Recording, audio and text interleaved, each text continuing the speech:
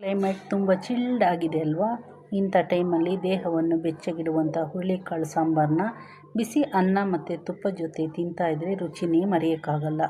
ಹುರುಳಿಕಾಳು ಸಾಂಬಾರು ಮಾಡಲಿಕ್ಕೆ ನಾನಿಲ್ಲಿ 1/4 kg ಹುರುಳಿಕಾಳನ್ನು ಕ್ಲೀನ್ ಮಾಡಿ ತೊಳೆದು ಒಂದು ಪಾತ್ರೆಯಲ್ಲಿ ಹುರುಳಿಕಾಳು ಬೇಯಲಿಕ್ಕೆ ಬೇಕಾಗಿರುವಷ್ಟು ನೀರನ್ನು ಕುದಿ ಬರಿಸಿ ಅದಕ್ಕೆ ಹುರುಳಿಕಾಳನ್ನು ಹಾಕ್ತೀನಿ. ಈಗ ಒಂದು ಲಿಡ್ಡಿಂದ ಕ್ಲೋಸ್ ಮಾಡಿ ಹುರುಳಿಕಾಳನ್ನ ಬೇಯಲಿಕ್ಕೆ ಬಿಡ್ತಾಯಿದ್ದೀನಿ.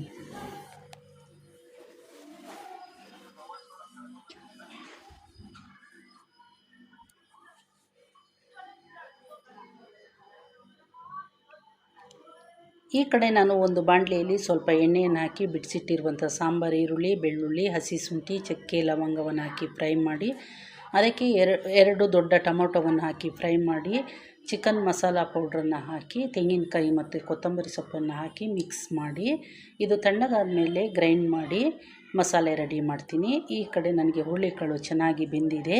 ಇದಕ್ಕೆ ಕಟ್ ಮಾಡಿರುವಂಥ ಒಂದು ದೊಡ್ಡ ಆಲೂಗೆಡ್ಡೆಯನ್ನು ಹಾಕ್ತೀನಿ.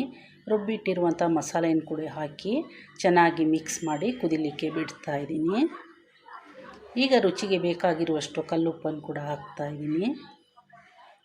ಈ ಕಡೆ ಒಗ್ಗರಣೆಗೆ ನಾನು ಒಂದು ಬಾಣಲೆಯನ್ನು ಬಿಸಿ ಮಾಡಿ ಅದಕ್ಕೆ ತುಪ್ಪವನ್ನು ಹಾಕಿ ತುಪ್ಪ ಬಿಸಿ ಆದಮೇಲೆ ಸಾಸಿವೆ, ಜೀರಿಗೆ, 1 ಒಣಮೆಣಸಿನ್ಕಾಯಿ, 1 ಕಟ್ ಮಾಡಿರುವಂಥ ಈರುಳ್ಳಿ, ಕರಿಬೇವಿನ ಸೊಪ್ಪನ್ನು ಹಾಕಿ ಫ್ರೈ ಮಾಡಿ ಅದಕ್ಕೆ ಇಂಗನ್ನು ಕೂಡ ಹಾಕ್ತಾಯಿದ್ದೀನಿ. ಈ ಒಗ್ಗರಣೆಯನ್ನು ನಾನು ಕುದಿ ಬರ್ತಾ ಇರುವಂಥ ಸಾರಿಗೆ ಹಾಕ್ತೀನಿ. ಈಗ ಹೈ ಪ್ರೋಟೀನ್ ಇರುವಂಥ ಹುರುಳಿಕಾಳು ಸಾಂಬಾರು ಸವಿಯಲು ರೆಡಿಯಾಗಿದೆ.